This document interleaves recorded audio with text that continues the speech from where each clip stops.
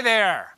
We are so glad you're here today for our webinar, Demystifying Hybrid Fundraising Events. I'm Scott Robertson, professional auctioneer, fundraising consultant with Scott Robertson Auctioneers. And with me today are Christopher Knapp of Harmon's Audiovisual, as well as Candace Louisi from Event.Gives.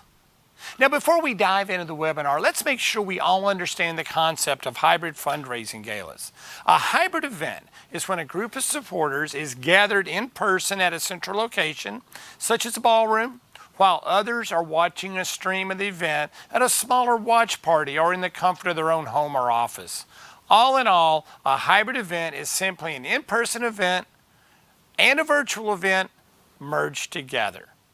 So let's get started with the discussion. And to begin with, Chris, can you tell us a bit about Harmon's AV and how you all became involved in fundraising galas? Thanks, Scott, and thank you to our viewers for taking some time with us today. Harmon's was founded in the late 50s by Dick and Judy Harmon as a full-service photography store with on-site developing, framing, camera sales, and so on.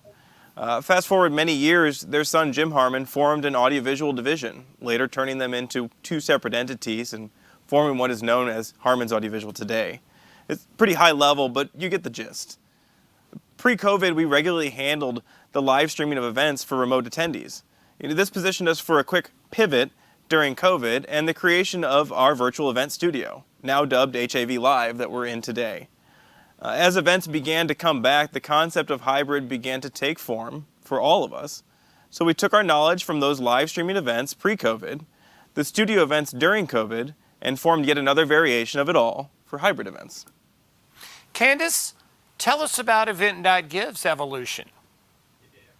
Thank you, Scott. Event.Gives actually started in 2015 when Sam Staley, our experienced software engineer and entrepreneur, went to a fundraising event and saw a need for a text bot, which is just the ability to text to bid in a software. Now, we've developed it to be able to perform all functions of event planning within one software.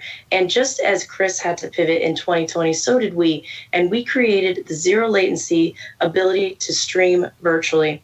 And then, of course, people are now wanting to return to in-person events. So we wanted to make sure that we had some convenient hybrid tools to be able to stream to those at home and also to your audience in person. So in 2020, when the pandemic hit, at my company, we knew we had to create a way for charities to continue their fundraising galas without gathering in place.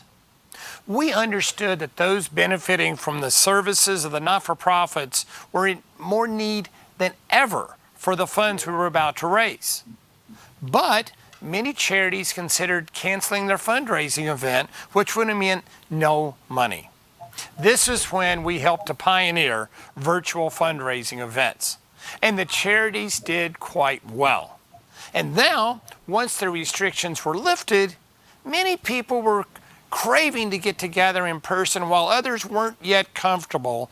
Thus, the concept of hybrid events was launched. See, hybrid provides all of the supporters a comfort level, regardless of their geographical location, either at home or in the ballroom. So we have a panel. I'm going to ask the panel some questions and see about their approach. Chris, tell us about your approach to hybrid events and how it's different than an in-person event. Well, we essentially look at a hybrid event as two separate events. And we do this to ensure we have all the necessary components needed for both experiences from an equipment and staffing standpoint.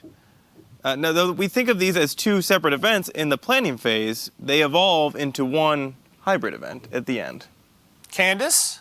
Yeah, so here at Event.Gives, we actually don't view it as different because where you are already used to planning your entire event, in-person event on one platform, why not make an easy shift to hybrid utilizing our easy-to-use hybrid tools and also utilizing the experience of some of the experts we have here at Event.Gives, as well as the experts like Chris with Harmon AV.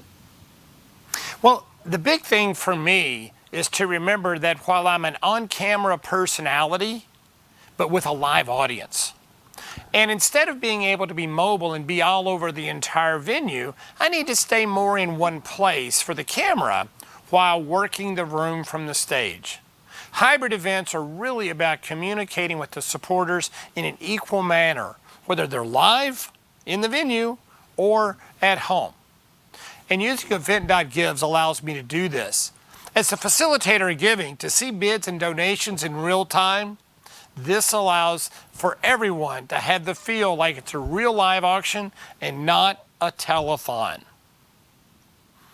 So let's go for our next question for the panel is, what are the largest concerns that you're hearing from your clients with regard to hybrid? Chris? Well, across the board, event organizers are concerned with doubling their work and the pitfalls of the dreaded Zoom. Now, while there may be some added tasks to provide a solid virtual experience, the reality is that you have most of your infrastructure in place, and you most definitely don't have to use Zoom. With the Event.Gives platform, we simply send a live video feed from your event to the platform, and your remote attendees click the link and are directed to the site where they can watch, engage, and even donate if it's a fundraiser, all in real time. Candace? I'd have to agree with Chris. I'd say the biggest concern that clients raise is having to create 2 run of shows. And we think that it's simple. You can just use the typical run of show that you're used to using for your in-person event and just add that digital component easily on our site or using an AV software like Harman AV. What I see is that most humans, especially those in the not-for-profit world, have a fear of failure. They're concerned with trying a new concept at their event, as it could possibly make them appear badly. Rather than embracing a new technique like virtual or hybrid, they prefer to do nothing, and the funding will magically appear. Well, guess what? Hope is not a strategy for success. As we learned from so many not-for-profit organizations who have gone out of business.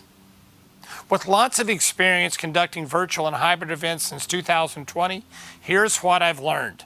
Success is all about leadership. For those who say, we're going to work hard and we're going to do great, they do very well.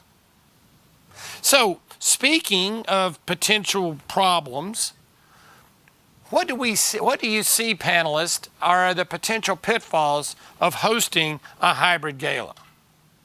For me, it's all about strategic marketing.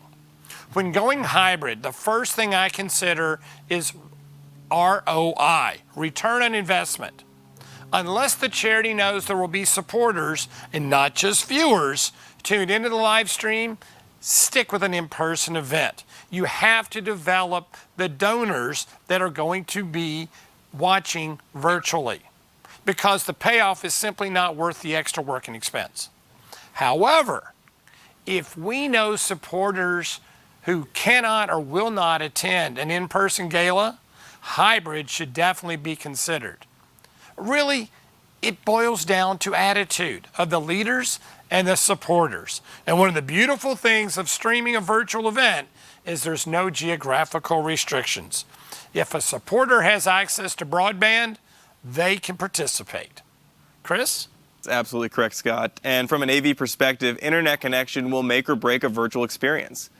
So we perform a site visit to the host location to meet with the staff on site and determine the location of a hardwired internet connection, not Wi-Fi, and run some tests to ensure things like speed and packet loss will not be a factor. But even so, there's always a potential for failure. So we also travel with a backup. It's called our backpack full of internet, or so I've so affectionately named it. But this unit connects to both AT&T and Verizon networks and merges their signal together to provide a high-speed, redundant internet connection. Candace, what are you seeing?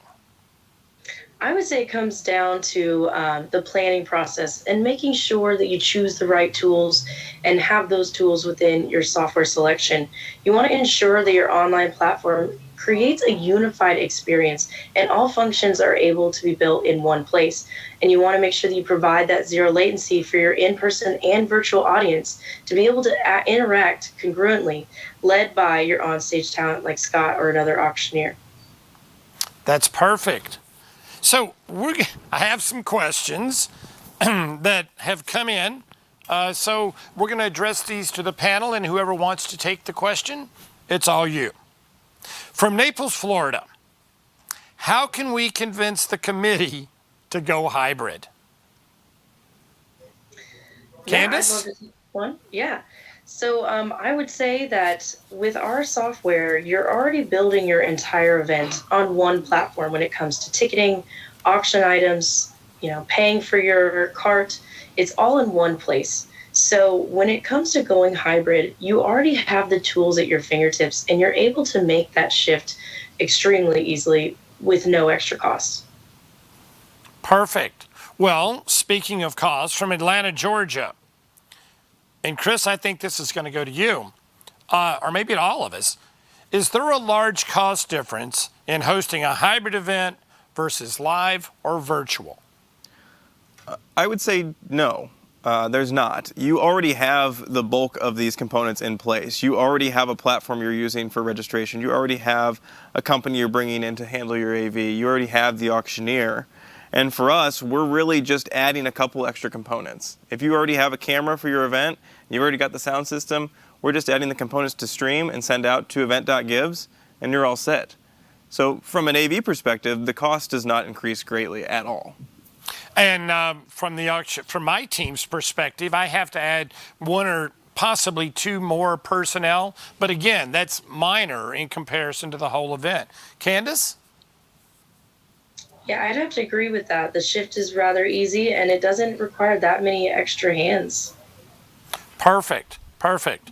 So, all the way from San Francisco, California, I do some events there, with all of our supporters, especially the older ones, will they be able to use the online platform for a hybrid event? I've been hearing this question since mobile bidding first arrived on the scene back in like 2010. The answer is yes.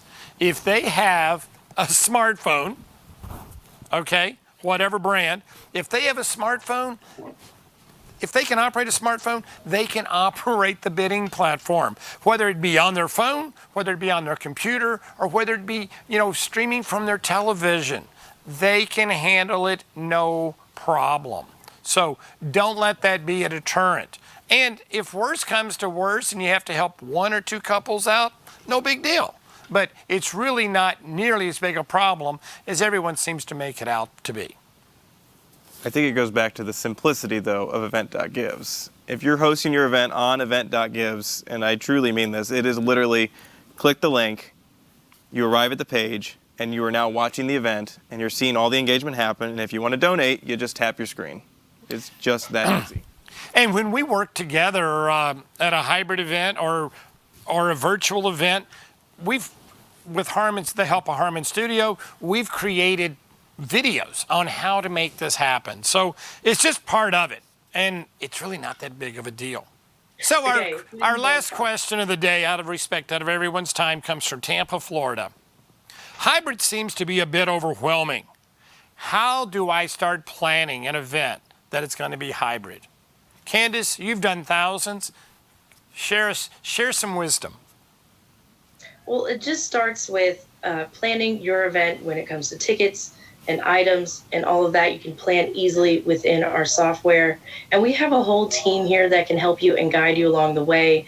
But essentially, you're going to use experts like Chris or experts here at Event Gives that can just really help you walk through it, since it is most likely your first time. But other than that, the software makes it easy. You've got the experts at hand. It's really not too hard to make that shift. Yeah, and from what I see, you already have a show flow. You already have a bit of a script. You're going to apply it the same way. It's really not that intimidating. There's just a few components that you have to add in a little bit extra. And of course, we have to share that information with Chris and his crew so that they can capture it on video as we're doing it. So that wraps up our questions. Panelists, just give us your last thoughts of the day. I'll start. And organizing a hybrid event is more than just placing a video camera in the back of the room and streaming it out on Zoom. You need to have an experienced AV team, like Harmon's, to partner with you to capture the event and to stream out from those watching remotely.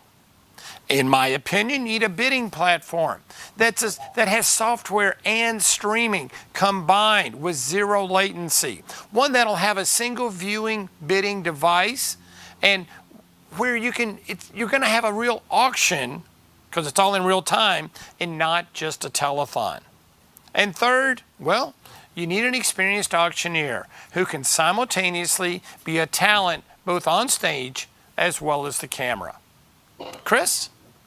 I think at the end of the day, your team will make or break your hybrid event. But isn't that true of your in-person event too? We're all here to support your event and provide you the tools that we specialize in and the skills that we've mastered over our careers to help your event succeed, be it hybrid, virtual, or live. Candace?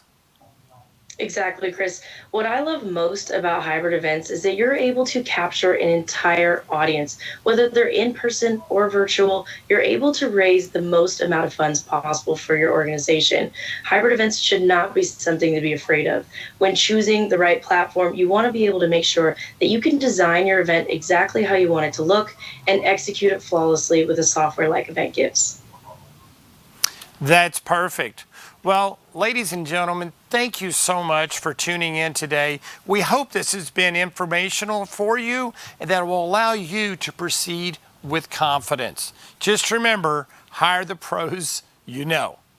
I'm Scott Robertson of Scott Robertson Auctioneers.